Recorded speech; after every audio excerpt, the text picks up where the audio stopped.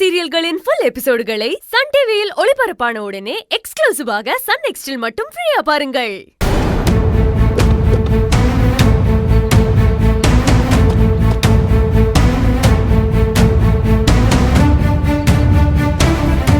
ஏ மாமா, உன் தங்கச்சி ஆர்வமா எங்க போகுது? தெரியலையே.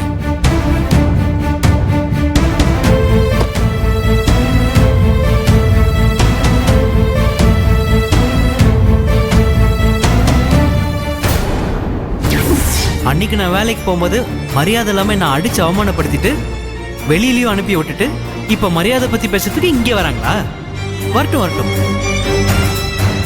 நாளைக்கு அவங்களை எப்படி அவமானப்படுத்தி அனுப்புறேன்னு மட்டும் பாரு.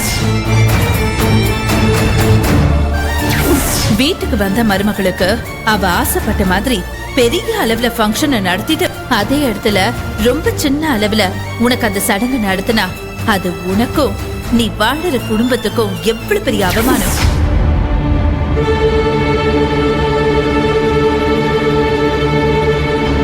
நில்லுங்க.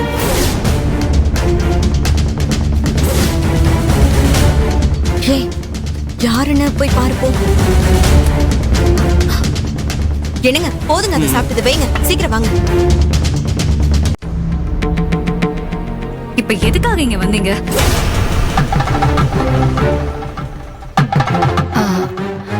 மதி, வாசல்ல வச்சு பேச வேண்டாம், வீட்டுக்குள்ள போய் பேசலாமே. தேவையில்ல. முதல்ல நீங்க வந்த விஷயத்த சொல்லுங்க. அத வீட்டுக்குள்ள வர வச்சு பேசணுமா இல்ல வாசல்லயே அனுப்பணுமான்றத நான் முடிவு பண்ணிக்கிறேன்.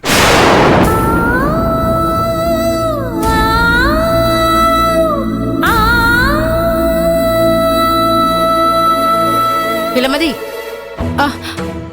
இளமதி, என்னம்மா அப்பா அம்மா வெளியில நிக்க வச்சு பேசிட்டு இருக்க? வாங்க சம்பந்தி, வாங்க உள்ள வாங்க. அத்தை, நீங்க கொஞ்ச நேரம் பேசாம அமைதியா இருங்க.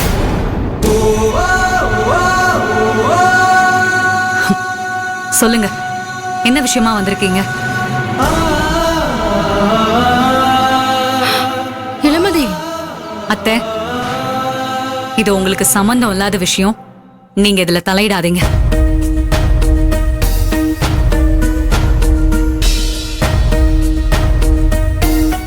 இப்படி அமைதியா இருந்தா என்ன அர்த்தம்? சொல்லுங்க, என்ன விஷயமா வந்திருக்கீங்க?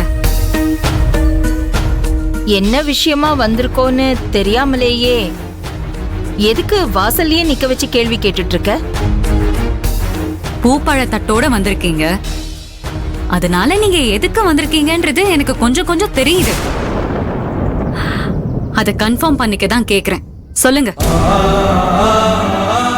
தாலி பிரிச்சு கோக்குற ஃபங்க்ஷன் பண்ணணும், அத பத்தி பேசுறதுக்காக தான் நாங்க வந்திருக்கோம். உள்ள போய் பேசலாமா? வேண்டாம். இளமதி, உள்ள போய் பேசுறதுக்கு எதுவும் இல்ல. எதுவா இருந்தாலும் இங்கே நின்னு பேசிட்டு இப்படியே கிளம்பி போங்க. மதி, என்ன பேசுற நீ? நாங்க என்ன மூணாவது மனுஷங்களா? உன்னை பெத்தவங்க. அதனாலதான் வாசல்ல நிக்க வச்சு பேசிட்டு இருக்கேன். இல்லன்னா உங்க முகத்திலேயே முழிச்சிருக்க மாட்டேன்.